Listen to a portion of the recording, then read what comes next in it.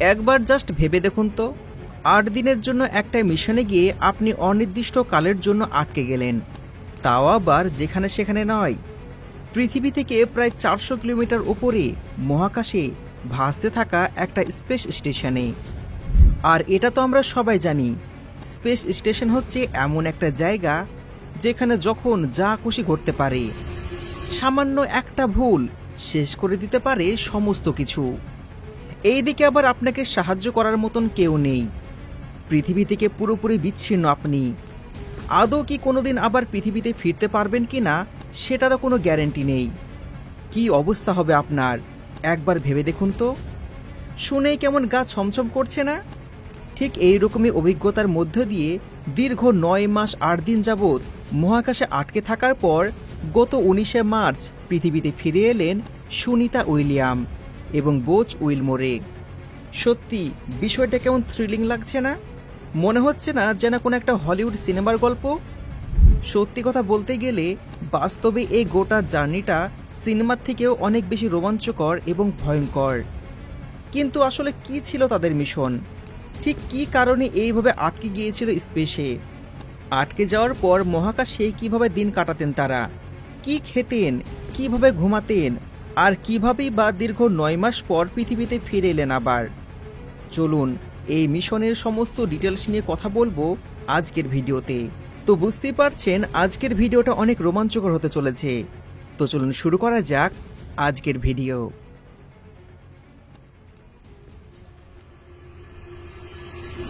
৫ই জুলাই ২০২৪ ফ্লোরিডার কেপ ক্যানাভেল থেকে লঞ্চ করা হয় স্টারলাইন এয়ারক্রাফটের একটা রকেট। এই রকেটে বসে আছেন নাসার ২ জন দক্ষ সায়েন্টিস্ট।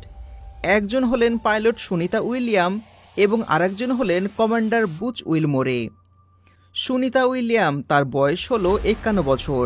তিনি ভারতীয় আমেরিকান অ্যাস্ট্রোনট, যিনি এর আগেও ২ বার স্পেসে গিয়েছিলেন এবং এই ঘটনার আগে প্রায় ৩৫২ দিন মহাকাশে কাটিয়েছেন অলরেডি। অন্যদিকে বুচ উইলমোরে, তিনিও কিন্তু যথেষ্ট এক্সপিরিয়েন্স। তিনিও এই মিশনের আগে প্রায় ১৫২ দিন মহাকাশে কাটিয়েছেন। কিন্তু তাদের এই মিশনটা মোটেও এত বড় ছিল না। এই মিশনটা ছিল মাত্র ৮ দিনের একটা ছোট্ট ট্রিপ। আসলে এই ট্রিপের মেন উদ্দেশ্য ছিল যে স্পেস ক্রাফটে করে তারা যাচ্ছে সেটাকে টেস্ট করা। কারণ এই স্পেস ক্রাফটটা বানিয়েছিল বোয়িং, এবং বোয়িং আমরা তো সবাই জানি যে একটা প্রাইভেট কোম্পানি যারা কমার্শিয়ালি এরোপ্লেন তৈরি করে থাকে। আর এটা ছিল তাদের তৈরি প্রথম স্পেস ক্রাফট, যেটার মাধ্যমে মানুষকে নিয়ে স্পেসে যাওয়া যেতে পারে। এর আগেও কেবলমাত্র শুধু একটা প্রাইভেট কোম্পানি ছিল যারা সফলভাবে এই কাজ করতে পেরেছে, আর সেটা হচ্ছে ইলন মাস্কের স্পেস এক্স। আর এই মিশনটা ছিল স্টারলাইনে স্পেসক্রাফটের জন্য সর্বশেষ পরীক্ষা। এই বিষয়টা ঠিকঠাকভাবে কমপ্লিট করতে পারলে পরবর্তীতে নাসা সেই স্পেসক্রাফটটাকে অন্য এক্সপিডিশনের কাজে ব্যবহার করতে পারবে। আর সেই পরীক্ষা নেওয়ার দায়িত্ব পড়ে যায় সুনিতা এবং বুচারের ওপর।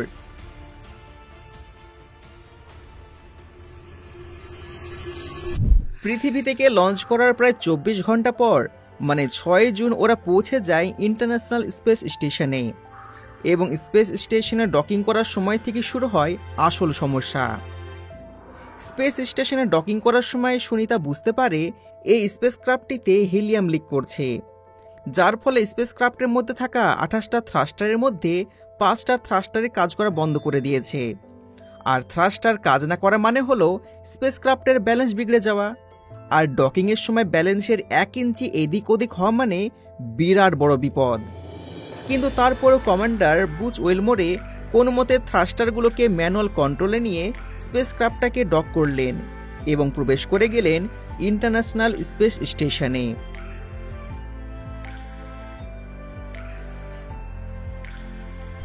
এই ইন্টারন্যাশনাল স্পেস স্টেশন এমনিতেই একটা বিরাট বড় জায়গা। হলিউডের অনেক সিনেমাতে এই জায়গাটা অনেকেই দেখেছেন হয়তো। প্রায় ৩৫০ ফুট লম্বা এই স্পেস স্টেশন যেন এক অন্য দুনিয়া। সেখানকার নিয়ম কানুন একদম আলাদা। ইন্টারন্যাশনাল স্পেস স্টেশনে পৌঁছে সুনিতা এবং বুচে নিজেদের কাজ শুরু করলেন এবং স্পেসক্রাফটের সমস্ত সিস্টেম চেক করে দেখলেন। সব কিছু একদম ভালো করে চেক করলেন। সবাই ভেবেছিল এটা একটা মাইনার ইস্যু, তবে এটা হয়তো খুবই তাড়াতাড়ি ঠিক করা যাবে। কিন্তু সুনিতা এবং বুচ তখনও জানতেন না যে স্টার লাইনারের যে ক্ষতিটা হয়েছে সেটা বাইরে থেকে যতটা দেখাচ্ছে, ভেতর থেকে আসলে তার থেকে অনেক বেশি। পৃথিবী থেকে গ্রাউন্ড ইঞ্জিনিয়াররা হাজার চেষ্টা করার পরও থ্রাস্টারগুলোকে ঠিক করতে পারছেন না। এইদিকে স্পেস স্টেশনের বাইরে তখন চুপচাপ মহাশূন্যের অসীম অন্ধকার, আর ভেতরে আটকে পড়ে থাকা 9টি প্রাণ। আচ্ছা, এখানে একটা জিনিস আপনাকে বলে দিই যে ওই স্পেস স্টেশনে ওরা 2 জন ছাড়াও আরও 7 জন আগে থেকে উপস্থিত ছিলেন।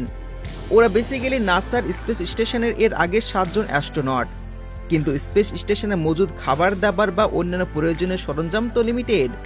আর এইভাবে কেটে যায় 3 মাস। এর মধ্যে যে 7 জন ছিলেন তাদের নির্ধারিত সময় পার করে তারা ফিরে গেছেন পৃথিবীতে, এবং বিরাট মহাকাশে তখন শুধুমাত্র 2 জন মানুষের বাস, সুনিতা উইলিয়াম এবং বুচ উইলমোরে। তারপর কি করলেন 2 জন?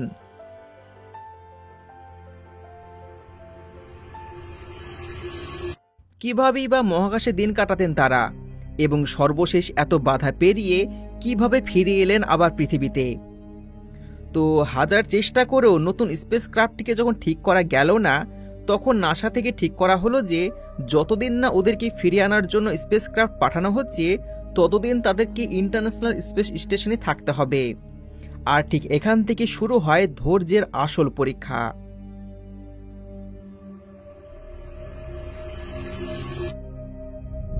এখানে একটা জিনিস বলে দিই, ইন্টারন্যাশনাল স্পেস স্টেশনে এমনিতেই সমস্ত সুযোগ সুবিধা রয়েছে।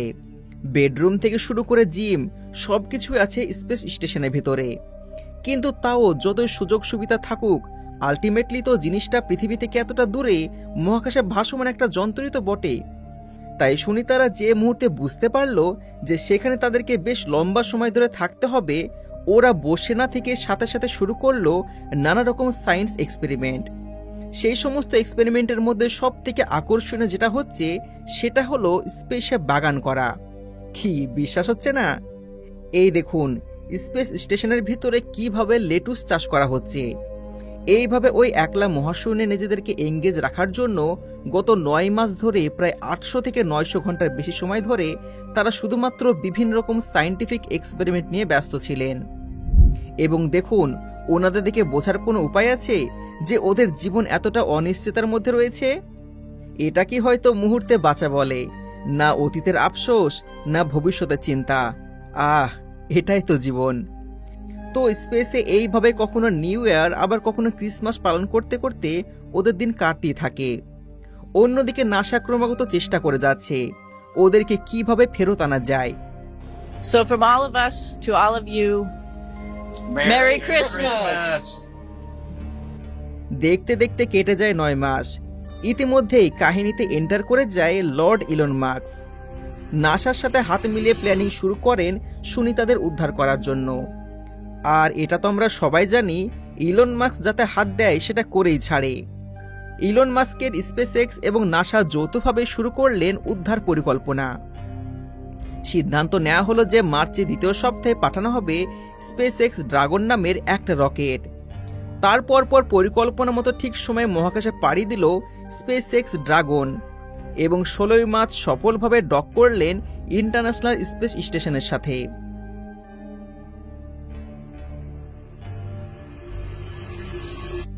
18 মার্চ 2025 সন্ধ্যে 5:57 ইন্টারন্যাশনাল স্পেস স্টেশন ছেড়ে বেরিয়ে গেল স্পেসএক্সের কিউ ড্রাগন ফ্রিডম ক্যাপসুল।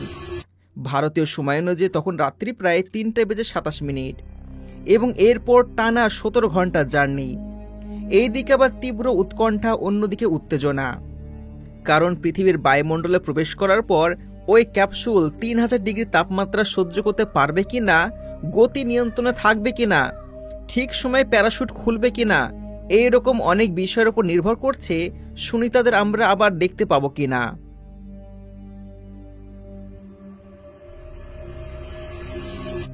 তারপর আসে সেই ঐতিহাসিক ভোর 19 মার্চ। আটলান্টিক মহাসাগরের জলে প্রজাপতির মতন ডানা মেলে ধীরে ধীরে নেমে এলো ওই ক্যাপসুল। কি সুন্দর দৃশ্য, তাই না?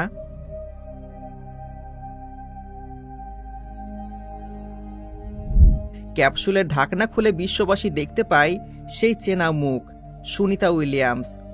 হাসি মুখে থামস আপ দেখিয়ে জানিয়ে দিলেন, আমি ঠিক আছি। একবার ওনার মুখের দিকে চেয়ে দেখুন। এ হাসি দেখে সত্যি করে বলুন তো, বোঝার উপায় আছে ঠিক কি কি পেরিয়ে ওনারা এসেছেন? যাই হোক, ঠিক এইভাবে দীর্ঘ 9 মাস পেরিয়ে অবশেষে পৃথিবীর বুকে ফিরে এলেন তারা। সফল রিটার্ন নাসা এবং স্পেস এক্সের জন্য একটা বিরাট ঐতিহাসিক মুহূর্ত। আর সুনিতাদের ঘরে ফেরা আজ বিশ্ববাসীর কাছে এক গৌরবের গল্প। কিন্তু পৃথিবীতে ফেরাটাই শেষ কথা নয়। সুনিতা এবং বুৎসের সাথে সামনে এখনো অনেক বড় লড়াই।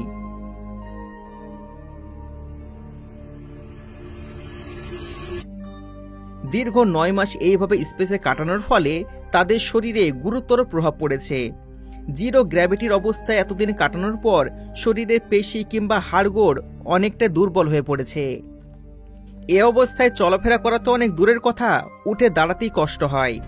স্পেস থেকে ফিরে আসার পর তাদেরকে নিয়ে যাওয়া হয় মেডিকেল সেন্টারে, যেখানে ইতিমধ্যে চিকিৎসা শুরু হয়ে গেছে এবং নাসা জানিয়েছে এই পুরো প্রক্রিয়া চলবে আগামী কয়েক মাস ধরে। কিন্তু এখানেই তো শেষ নয়।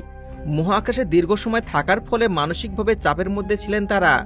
তাই বিভিন্ন রকম ফিজিক্যাল থেরাপির পাশাপাশি চলবে সাইকোলজিক্যাল কাউন্সিলিং। অন্যদিকে বৈজ্ঞানিকরা ইতিমধ্যে শুরু করে দিয়েছে ডাটা অ্যানালিস। মহাকাশে এতদিন কাটানোর পর মানবদেহে ঠিক কি কি পরিবর্তন এসেছে তা নিয়ে চলবে এখন বিস্তারিত গবেষণা। যাই হোক, সুনিতার এই লড়াই কিন্তু কোনো ব্যক্তিগত লড়াই নয়, এই লড়াই গোটা মানবজাতির লড়াই। কারণ এই গবেষণা ভবিষ্যতে মঙ্গল কিংবা আরও দূরে মহাকাশে যাত্রার ক্ষেত্রে অনেক হেল্পফুল হতে পারে। আচ্ছা, এই গোটা মিশনটা নিয়ে আপনার কি মনে হয় অবশ্যই কমেন্টে জানাবেন। ভিডিও আজকে এখানে শেষ করছি। যদি আজকের ভিডিও ভালো লেগে থাকে ভিডিওতে লাইক করুন, চ্যানেলকে সাবস্ক্রাইব করুন। দেখা হচ্ছে পরবর্তী ভিডিওতে। ধন্যবাদ।